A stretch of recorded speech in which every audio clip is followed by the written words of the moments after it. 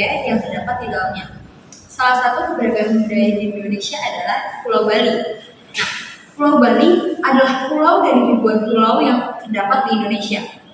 Hal yang menarik dari Bali adalah Hari Raya umat Hindu yang bernama Hari Raya Nyepi. Hari ini saya akan mempresentasikan tentang Hari Raya umat Hindu, yaitu Hari Raya Nyepi. Pengertian Hari Raya Nyepi.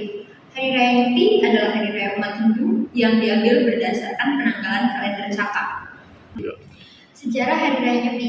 Hari Raya Nyepi diambil berdasarkan kata sepi yang berarti sunyi atau senyap. Hari Raya Nyepi ini dilatar belakangi oleh sejarah yang mengatakan bahwa adanya pertengkaran antar suku bangsa yang menjadi jawaban mengapa Hari Raya Nyepi kita harus tetap berdiam diri di rumah.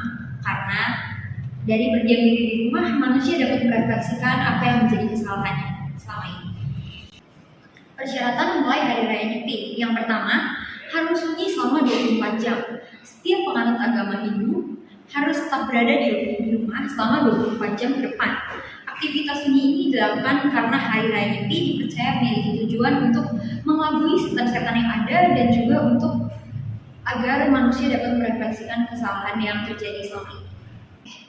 Yang kedua, ada istilah yang tidak boleh dilakukan pada saat Hari Raya Nyepi. Yang pertama, ada amati karya, tidak boleh melakukan aktivitas fisik apapun. Yang kedua, amati kelelawar, tidak boleh bepergian dimanapun. Dan yang ketiga, amati geni, tidak boleh menyalakan api termasuk lampu dan juga listrik. Yang ketiga, berbagai ritual di Hari Raya Nyepi. Ritual Nyepi dimulai dari pukul 6 pagi hingga pukul 6 pagi keesokan harinya, sesuai waktu setempat. Nah, di Bali sendiri sebagai kota dengan penganut agama Hindu terbesar di Indonesia, pelaksanaan Hari Raya Nyepi lebih hikmat dan juga lebih senyap karena semua kegiatan ini ditiadakan termasuk kegiatan umum dan juga aktivitas umum. Tempat-tempat umum misalnya ada bandara, bank, dan juga sekolah diliburkan selama Hari Raya Nyepi. Untuk selanjutnya yaitu ada proses. Proses yang pertama yaitu upacara melasti. Biasanya pada upacara melasti, seluruh manusia itu biasanya dibersihkan dari segala kotoran baik fisik maupun pikiran, atau biasa disebut juga dengan buana, alit, dan amerta. Selain itu, upacara melasti itu bertujuan untuk mensejahterakan kehidupan manusia. Nah, untuk proses yang kedua biasanya yaitu pemujaan. Nah, setelah pelaksanaan upacara melasti, umat Hindu biasanya mengaturkan bakti di Balai Agung atau pura desa. Proses yang ketiga yaitu Tawur Agung atau Mecaru. Tawur merupakan proses pengembalian sari-sari alam agar tercipta keseimbangan. Nah, upacara Tawur biasanya ditujukan kepada Buto yang diyakini dapat memberkati kehidupan manusia menjadi lebih harmonis.